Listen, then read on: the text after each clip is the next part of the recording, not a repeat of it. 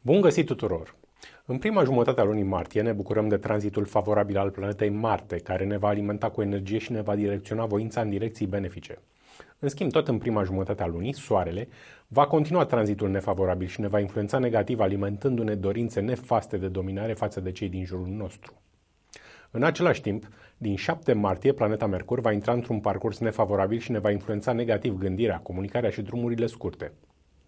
Cum interacționează fiecare semn zodiacal la aceste influențe bune sau rele, vedeți la horoscop. Berbec, în prima jumătate a lunii îți vei concentra toată energia și resursele să ajuți pe cineva din jurul tău să întreprindă ceva, să progreseze într-un anumit domeniu sau să dobândească un lucru de valoare. Sau poate fi vorba de un ajutor pentru cineva aflat în dificultate. Tot în aceeași perioadă, prin ignorarea unor recomandări primite, te vei confrunta cu o problemă de sănătate. Din 7 martie, câștigurile tale personale vor fi afectate de anumite decizii nu prea bine gândite. Evenimentul lunii este reprezentat de anumite conjuncturi benefice prin care vei trece, datorate karmei tale pozitive și din care vei putea înțelege binele pe care îl poți face celor din jurul tău. Taur. Prima parte a lunii o vei dedica celor din jurul tău și vei reuși printr-un efort susținut să câștigi simpatia și aprecierea multor persoane care te vor susține în viitorul apropiat în ce dorești tu să faci sau să devii. Cu toate acestea, în aceeași perioadă, nu te vei bucura de distracții sau de alte lucruri care îți fac plăcere, decât dacă îți vei tempera tendințele de a-i domina pe cei din jurul tău. Din 7 martie vei fi predispus la erori în comunicare sau lipsă de concentrare în acțiunile obișnuite de zi cu zi și astfel poți face rău cuiva din jurul tău, lucru ce îți va încărca nota de plată pentru faptele tale rele. Evenimentul lunii va fi un progres în planul carierei tale profesionale. Gemeni, dacă vei fi ghidat de o puternică tenacitate, în prima jumătate a lunii vei reuși să înaintezi profesional pe scara ierarhică de la locul tău de muncă. Trebuie doar să-ți asumi anumite riscuri și reușita va fi de partea ta.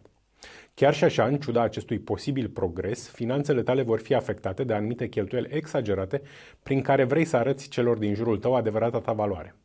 Din 7 martie vei avea probleme acasă cu cineva din familie, conform mecanismului una vorbim, alta ne înțelegem. Iar viața din cămin va fi oarecum dificilă pentru toți cei din casă. Evenimentul lunii va fi un progres pe care îl vei înregistra într-un capitol important din planul tău de destin. Rac, plecarea ta într-un voiaj de plăcere sau participarea la o mare petrecere vor fi obiective asupra cărora te vei concentra în prima parte a lunii. Iar rezolvarea altor probleme colaterale te va ajuta să-ți îndeplinești dorința de a te distra și de a te simți bine. Pe de altă parte, un conflict de orgolii pe care l-ai cu un membru al familiei poate aduce probleme majore în cadrul casei pentru întreaga familie. Începând din 7 martie, o sumă de bani pe care te bazai, provenind din alte surse decât munca ta sau de la alte persoane, nu mai ajunge la tine, totul din cauza comunicării necorespunzătoare pe care o ai cu cei implicați. Evenimentul principal al lunii va fi susținerea și ajutorul de care te vei bucura din partea unor persoane cărora le vei câștiga încrederea. Leu, o veste bună sau anumite informații importante care ajung la tine în prima jumătate a lunii te mobilizează asupra unui nou obiectiv în viață. Este necesar să comunici intensiv cu cei care te pot susține, să înaintezi în acest domeniu nou pentru tine. În altă ordine de idei, în aceeași perioadă vei avea conflicte de autoritate cu partenerul de viață, ceea ce va duce la șubrezirea relației. Totodată, din 7 martie, datorită unor probleme cu un mijloc de transport, nu vei putea participa la o petrecere sau nu vei putea merge într-un voiaj de plăcere. Evenimentul central al lunii va fi ceva benefic, important legat de cămin sau de un membru al familiei. Fecioară, nu te vei da bătut în fața unei probleme de sănătate în prima parte a lunii și doar cu multă răbdare vei reuși să rezolvi chestiunea care te supără. Totuși, în aceeași perioadă, atitudinea ta plină de desconsiderare față de cei din jurul tău îți va produce daune materiale. Asta dacă ai de primit bani de la alte persoane sau din alte surse decât munca ta. Din 7 martie, prin refuzul tău de a transmite celor din jur informații importante pentru aceștia, vei declanșa conjuncturi nefaste de natură karmică în anumite sectoare de viață. Evenimentul principal al lunii este primirea unei vești foarte bune sau al unor informații prețioase care îți pot schimba în bine planurile de viață. Balanță. Dacă ești preocupat de evoluția ta spirituală, vei trece în prima jumătate a lunii prin anumite conjuncturi benefice, prin care vei avea multe de învățat în privința binelui care ți se face sau al celui pe care îl poți face tu. Dincolo de asta, conflictele de orgolii pe care le ai cu un coleg sau cu un șef de la locul tău de muncă îți vor afecta activitatea ta profesională pe moment și posibil cariera pentru mai mult timp. Începând cu 7 martie, problemele de comunicare sau alte neînțelegeri pe care le ai cu partenerul de viață vor afecta relația de cuplu. Realizarea lunii va fi obținerea unui câștig material prin recuperarea unei datorii mai vechi sau a unei despăgubiri. Scorpion, în prima parte a lunii vei fi consecvent în rezolvarea problemelor din cadrul căminului sau pe cele ale unui membru al familiei. Și dacă vei avea mâne de fier, vei găsi soluțiile optime.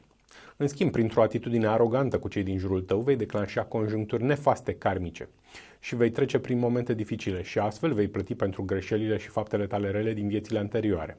În același timp, din 7 martie vei fi predispus la anumite eșecuri cauzate de deciziile tale nu prea bine chibzuite.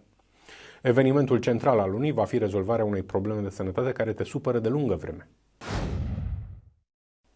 Săgetător, puternica încredere în forțele tale și dorința ta de afirmare îți vor aduce în prima jumătate a lunii o victorie notabilă într-un sector de viață important pentru împlinirea planului tău de destin.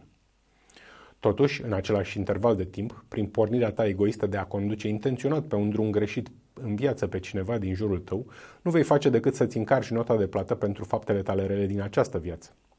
Din 7 martie, înțelegerea greșită a unor sfaturi primite sau ignorarea acestor recomandări îți va aduce o problemă de sănătate.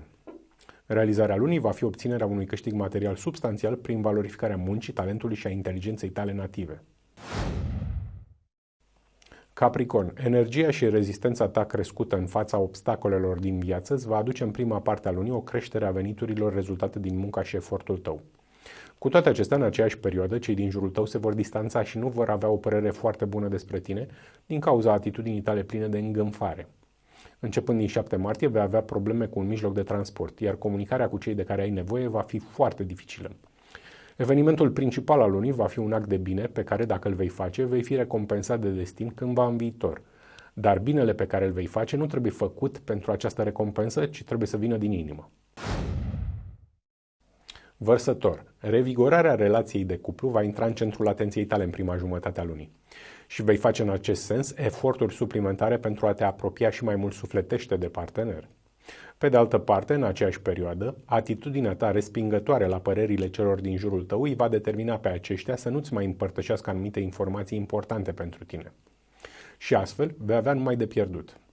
Din 7 martie vei avea multiple probleme cu transportul și comunicarea în cadrul activității profesionale de la locul tău de muncă. Realizarea cea mai importantă a lunii este plecarea ta într-un voiaj de plăcere sau participarea la o mare petrecere. Pești.